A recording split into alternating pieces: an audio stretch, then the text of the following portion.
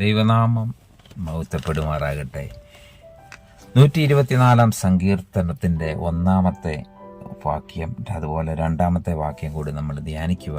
Israel പറയേണ്ടത് എന്തെന്നാൽ, യഹോവ നമ്മുടെ പക്ഷത്തില്ലായിരുന്നുവെങ്കിൽ, മനുഷ്യൻ നമ്മോട് എതിർത്തപ്പോൾ യഹോവ നമ്മുടെ പക്ഷത്തില്ലായിരുന്നുവെങ്കിൽ, അവരുടെ കോപം നമ്മുടെ നേരെ ജ്വലിച്ചപ്പോൾ അവർ നമ്മെ ജീവനോടെ വിഴുങ്ങിക്കളയുമായിരുന്നു.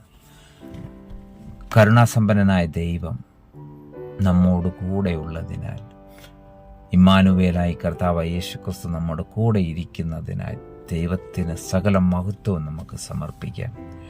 ഇന്ന് പലപ്പോഴും നമ്മൾ അറിയുന്നില്ല, നമ്മുടെ ജീവിതത്തിൽ ദൈവസാന്നിധ്യം നമ്മൾ അനുഭവിക്കാതെ ഇരിക്കുന്നതിൻ്റെ പ്രധാന കാരണം ദൈവം ഇത്രയും അനുഗ്രഹിച്ചിട്ടും നന്ദി പറയാതെ, അല്ലെങ്കിൽ ആ അനുഗ്രഹം കർത്താവിൽ നിന്നാണെന്ന് തിരിച്ചറിയാത്തതാണ്.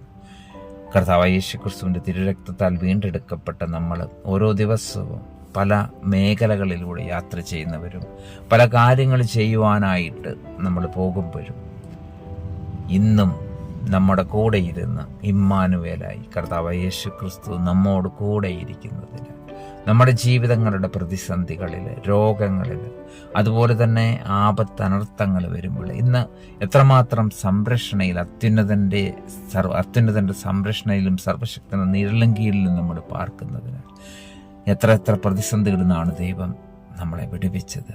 കർത്താവിന് നന്ദിയുള്ളൊരു ഹൃദയവുമായിട്ട് സ്തോത്രം നമുക്ക് സമർപ്പിക്കാം. ഈ മനോഹര ദിവസത്തിൽ ദൈവം നമ്മോട് കൂടെ ഉണ്ടെന്നുള്ള ഉറപ്പോട് ഓരോ കാര്യങ്ങളും സൗമ്യതയോടും താഴ്മയോടും ദൈവസ്നേഹത്തിലും ചെയ്യുവാൻ കർത്താവിൻ്റെ ആത്മാവ് നമ്മെ സഹായിക്കട്ടെ.